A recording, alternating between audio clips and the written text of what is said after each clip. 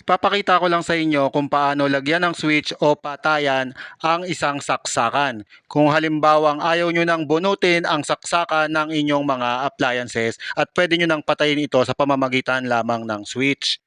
Napakadali lamang naman ang ating gagawin diyan. Una, isasalpak lang natin ang ating isang linya doon sa may saksakan. At ang susunod naman na linya ay isasalpak naman natin doon sa may switch.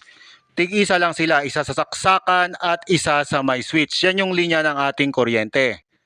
At ang susunod naman natin gagawin diyan ay maglalagay lamang tayo ng jumper magmula sa switch papunta sa may saksakan. Para makumpleto na ang proseso at magkaroon na ng supply ang saksakan at pwede na ring patayin sa pamamagitan ng switch. Kapag ka nag-switch off kayo, mamamatay ang linya ng saksakan. At kapag ka inon nyo, syempre mabubuhay din ang saksakan.